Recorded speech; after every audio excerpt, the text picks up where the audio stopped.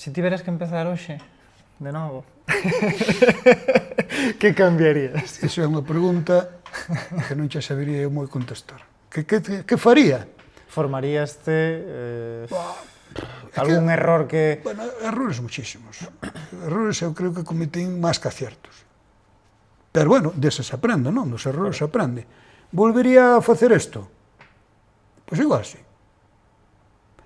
Que cambiaría? Pois a cadra, porque eu como biche, ainda non conto mitad das actividades, pero eu sempre tuve 2 ou 3 actividades Ao mesmo tempo. ao mesmo tempo. Entón, posiblemente, me centraría nunha, e facelo moi ben.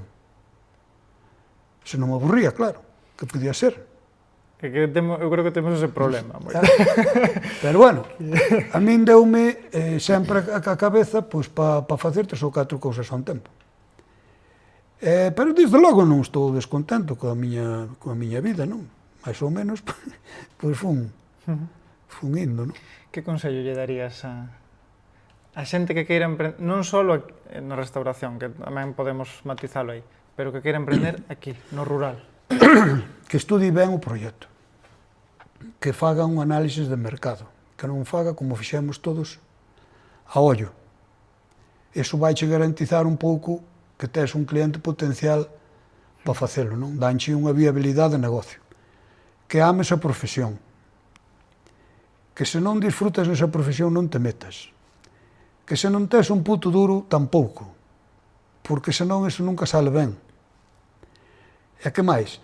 En concreto no tema de restauración, que é moi complicado.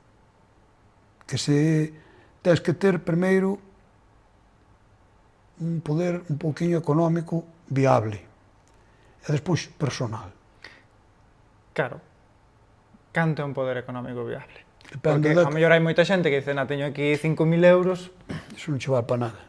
Correcto. Iso é che moito mellor non empezar.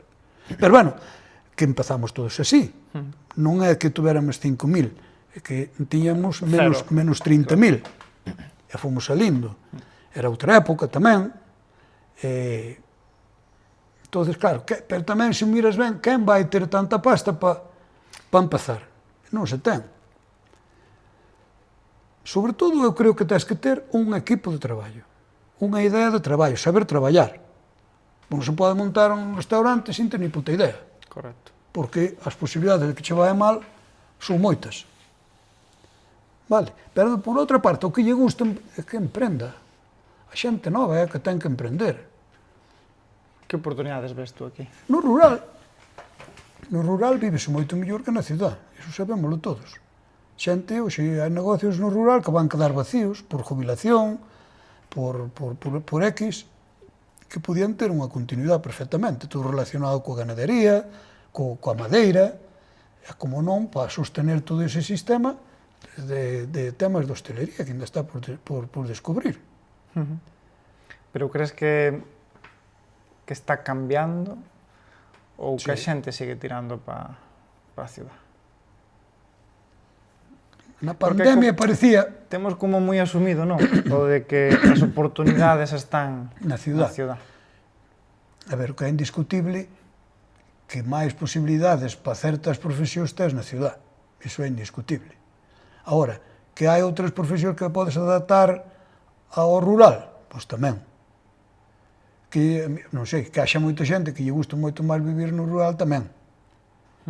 Entón, eu creo que é un pouco a capacidade de cada unha das súas perspectivas, non? Que sei, para a familia, se tes... Claro, é máis fácil estar nunha cidade para estudiar.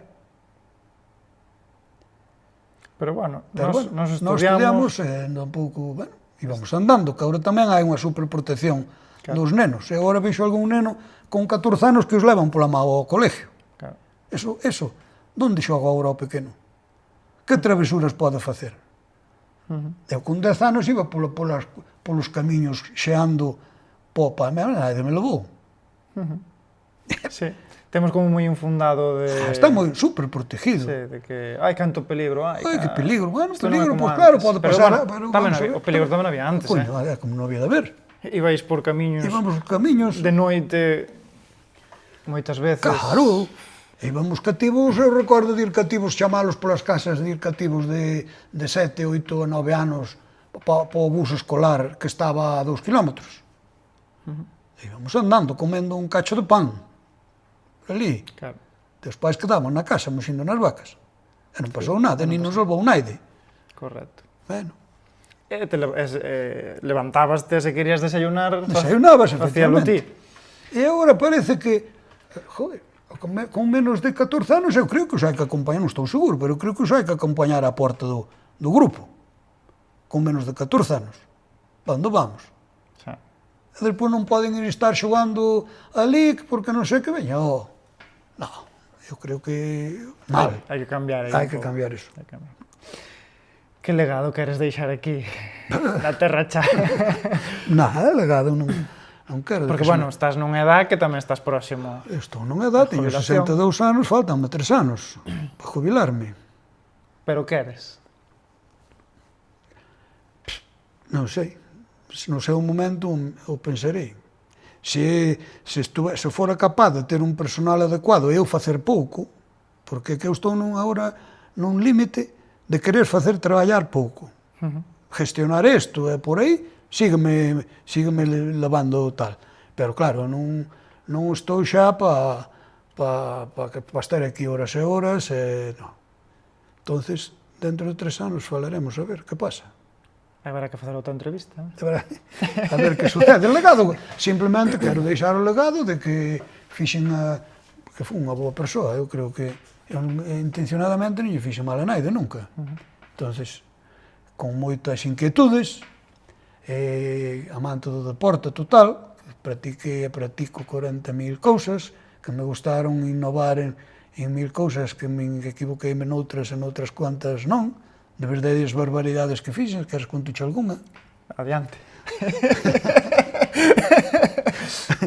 Pois eu creo que falabas antes de errores e de fracasos. O primeiro, eu creo que un dos fracasos máis grandes que tuve foi que eu quixen facer en Castro, ali no do Pulpo, coincidindo coas festas patronales, con París e Panorama actuando, quixen facer a primeira festa de cerveza, Castro Beer Fest, se chamaba.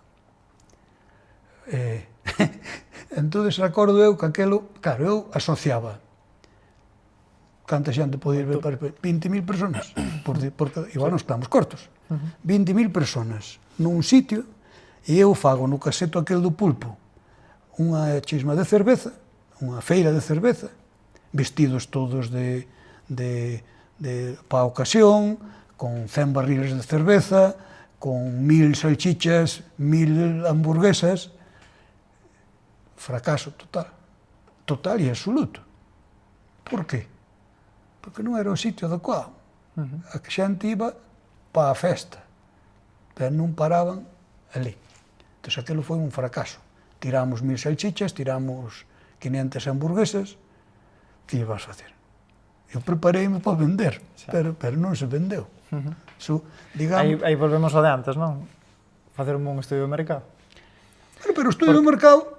A xente estaba, pero... A xente estaba, pero quen iba a saber? Pero non era o teu cliente. Non era o meu cliente, claro que non. Non era. Pero pensei que sí. Eu fracasei. Foi un fracaso total. Eu te recordo de estar derrumbado ali na furgoneta do fracaso. Que viñan as miñas fillas e tal, e daban ánimos. Pá, veña, hombre, que non é... Pásase mal.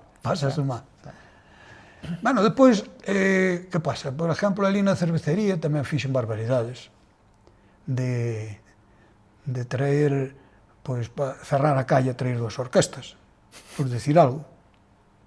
Bueno, e non trouxe en París a Panorama porque non máis quixo contratar, que tuvo máis sentido que a min. Se non, houberas traído. Entón, claro, son errores que non nos faz por mal, nin nos faz por eu que sei, por ir de valiente. Falo porque che dá. E tú fixache cousas igual. Exactamente. É que te entendo a perfección. E eu dicíache, Óscar, que... Pero tú no fondo sabías... Sabías que ibas facer. Que eu tiña que equivocarme. Efectivamente. Entonces, E agora mesmo vexo, pois, restaurantes, bares, por aí, que traen, pois, un DJ, que o outro día, pois, unha chisma de motos, non sei que, é imposible salir ben deso. Pero velo desde a perspectiva da experiencia, que antes non te dabas cuenta deso. Entonces, claro, tens que deixar equivocar a xente, senón non hai solución. Sí, está claro.